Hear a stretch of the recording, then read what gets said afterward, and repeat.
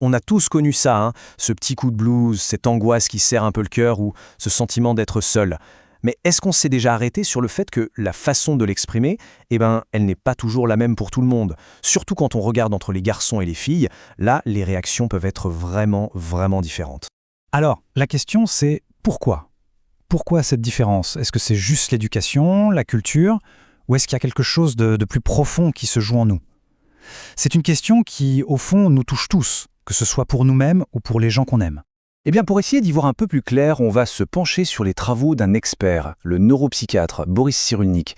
Et vous allez voir, il nous offre une grille de lecture vraiment passionnante pour décrypter un peu ce qui se passe à l'intérieur. Alors, allons-y. Et la toute première clé de compréhension qu'il nous donne, elle est assez surprenante en fait. Tout commencerait bien plus tôt qu'on pourrait le penser, au niveau même de notre biologie. Voilà l'idée de départ. En gros, le manque d'affection, ce besoin de sécurité émotionnelle, ça ne nous touche pas tous avec la même intensité. Et ce que les travaux de Cyrulnik suggèrent, c'est que dès le plus jeune âge, les petits garçons seraient biologiquement plus sensibles à ce manque. Et ça, pour le coup, c'est une idée qui vient un peu bousculer nos a priori, non? La thèse est claire, la fragilité de départ serait plus marquée chez le garçon. Et c'est justement ce point de départ qui va conditionner toute la suite. Toute la manière de réagir à la douleur. Bon, alors face à ce manque, qu'est-ce qui se passe? Comment on réagit? Eh bien, il y a une première grande stratégie qu'on observe plus fréquemment chez les filles, c'est de se tourner vers les autres, de chercher une solution dans la relation, dans le lien social. Cyrulnik lui donne même un nom assez parlant, le tranquillisant relationnel. C'est vrai que le mot peut paraître fort, mais l'image est là.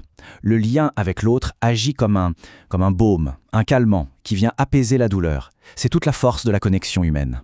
Concrètement, ça veut dire quoi? Eh bien, c'est simple. C'est le réflexe d'aller chercher une amie, une personne de confiance pour se confier. Juste le fait de mettre des mots sur ce qu'on ressent, ça aide déjà énormément. On se sent écouté, on se sent moins seul, en sécurité. La relation devient un vrai refuge. Ok, ça c'est la première voie. Mais que se passe-t-il quand cette porte de sortie n'est pas là? Quand on ne l'utilise pas? Eh bien, la frustration, qui vient toujours du même manque, elle ne disparaît pas. Elle va juste trouver un autre chemin pour sortir, un chemin souvent beaucoup plus explosif. Et le mot important ici, c'est vraiment basculer. Parce que la douleur à l'origine, elle est la même. Mais au lieu d'être apaisée par la parole, l'énergie de la frustration, c'est comme une vague qui monte, et qui finit par déferler vers l'extérieur. Ça se transforme en action. Et parfois, oui, en agression. On voit bien l'engrenage en fait. Étape 1, le sentiment de manque affectif. Étape 2, s'il n'est pas calmé, il se transforme en une frustration intense. Ça monte, ça bouillonne à l'intérieur, jusqu'à ce que ça explose. Et l'agression, finalement, ce n'est qu'une manière tragique de crier une douleur qui n'a pas pu se dire avec des mots. Alors quand on met ces deux chemins côte à côte, le contraste est frappant. D'un côté, on cherche à apaiser par les mots, par le lien. De l'autre, on expulse la douleur par l'action. Mais attention, il faut être très clair là-dessus. Ce sont des tendances, des mécanismes. Personne n'est enfermé ou condamné à suivre une seule et unique voie, bien sûr. Ok, mais alors, à quoi ça nous avance de savoir tout ça? Le but, c'est vraiment pas de coller des étiquettes ou de renforcer des clichés. C'est tout l'inverse en fait. C'est une clé pour ouvrir une porte sur plus de compréhension et plus d'empathie. Et le message le plus important, c'est peut-être celui-là. Comprendre ces différents chemins, c'est accepter que toutes les façons d'exprimer sa souffrance sont légitimes. Que derrière une crise d'angoisse ou un coup de colère, au fond, il y a souvent le même besoin criant de se sentir en sécurité, de se sentir aimé. C'est une façon de valider ce qu'on ressent, quelle que soit la forme que ça prenne. Finalement, cette compréhension, elle nous donne une opportunité.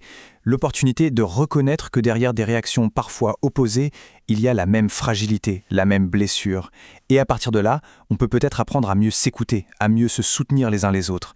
Et si c'était ça au final, la clé? Mieux comprendre pour mieux prendre soin de soi et des autres. C'est une piste de réflexion en tout cas qui mérite d'être explorée.